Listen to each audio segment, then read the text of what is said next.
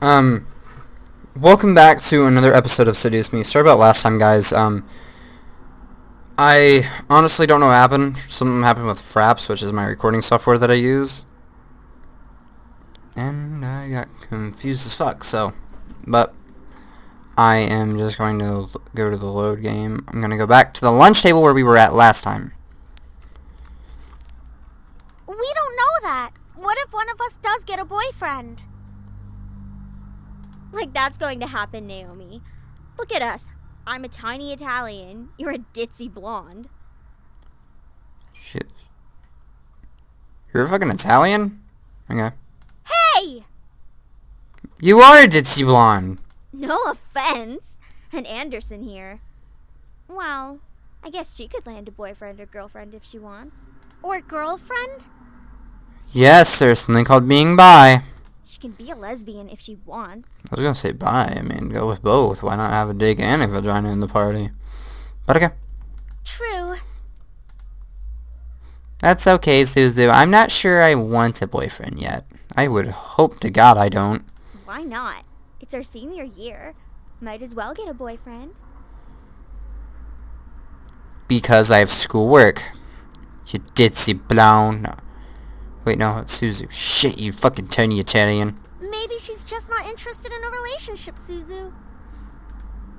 Well, it really wasn't about wanting a relationship, but more of there was no one interesting enough to be in a relationship with. Oh, thanks. Of course, I would want to go for the exciting bad boy. Don't get me wrong, I'm an open person, but there were not many interesting guys in the school to go out with. Okay. Who knows? Time will tell. Naomi looked at me wanting to continue the conversation. However, before she could speak, the speakers in the cafe started up and an announcement echoed through the cafeteria. Miss Anderson, please come to the main office immediately. Please bring your things with you. Oh my. Looks like our plans have been cut short. The men in white coats have finally come to get you. Suzu, don't joke around. What if it's serious? Fine. If something happens, just call us. Funny enough, something did happen. And it was certainly no laughing matter. Cold, it was really cold. The rain became heavier that afternoon, accompanied by rolling thunder now and then. The skies had turned dark, though I couldn't see any of it under the black umbrella. Not that I was looking up. In fact, looking up was the exact opposite of what I wanted to do. I stared at the grass beneath my feet, unable to look up at the people weeping around me. All I could see was the damp grass underneath my feet. Only the monotone elegies that floated through my ears reminded me that I was at a funeral. Oh, shit. It was only when the speeches ended that I finally was able to raise my head. A small gathering of people, mostly made of relatives that I didn't even know were related to me, were huddled around a simple small grave. It's Harold Anderson, so Grandpa or Dad?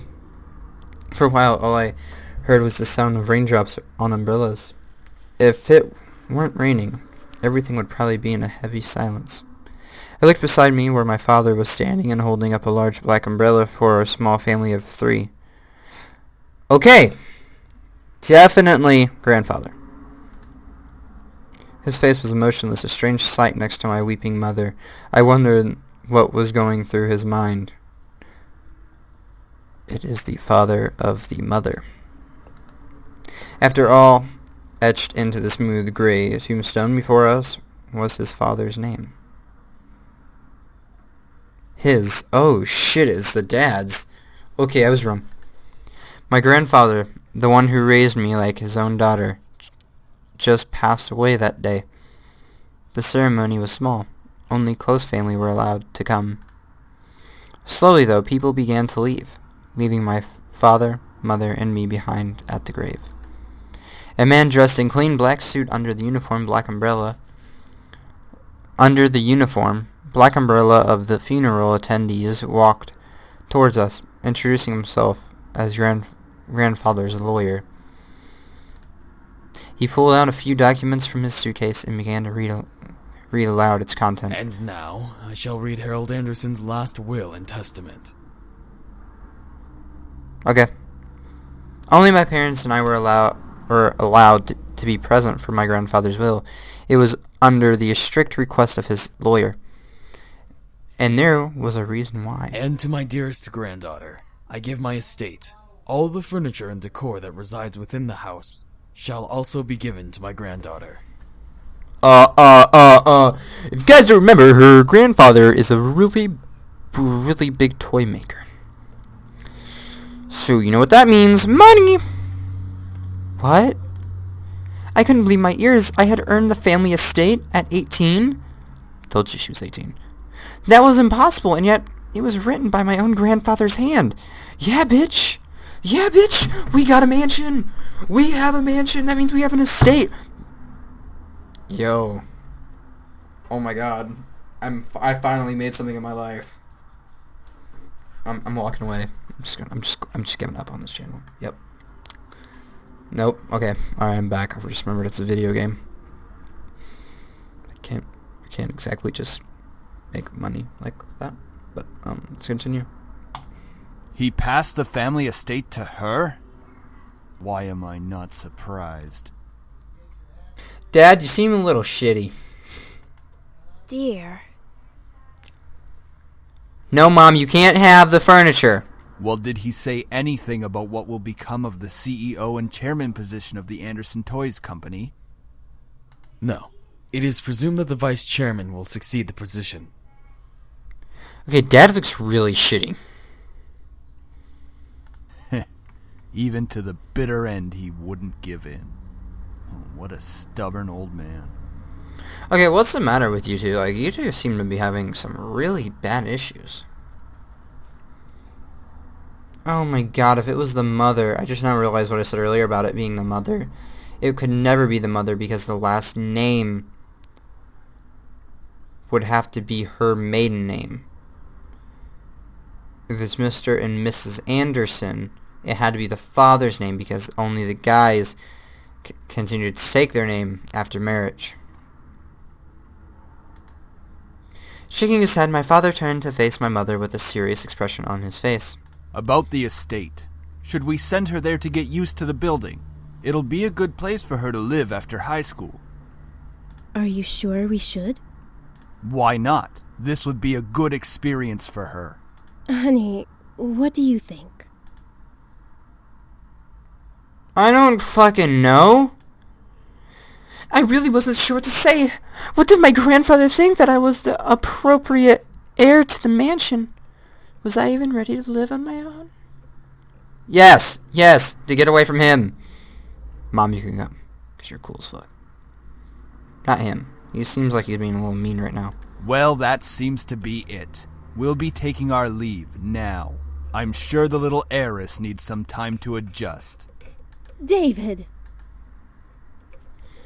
Even though she raised her voice, my dad wordlessly began walking back to the car. Disinterested. Don't mind him, honey.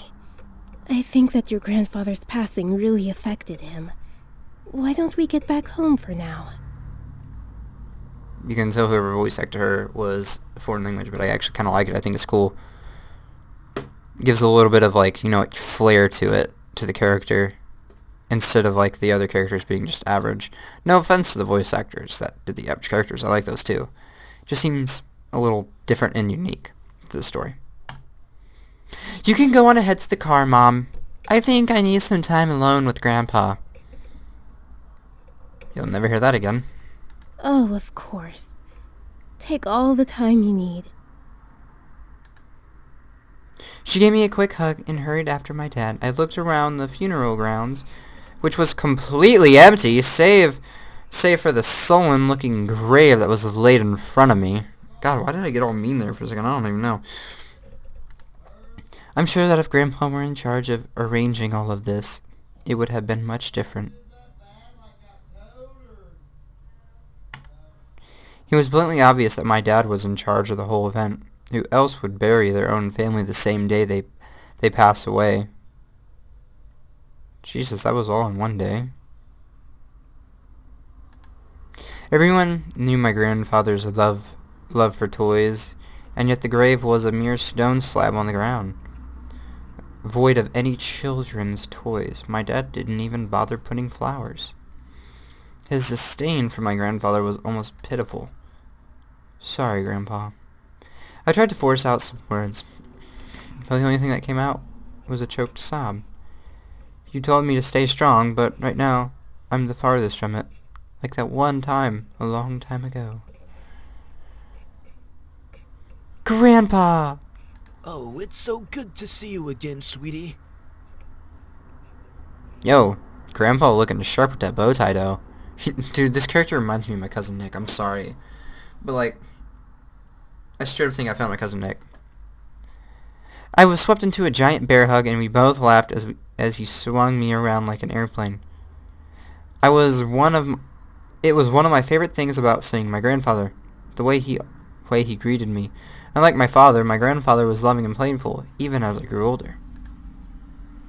Sorry that Daddy couldn't be here today. He said that he wasn't feeling too good again. Here, I take a screenshot.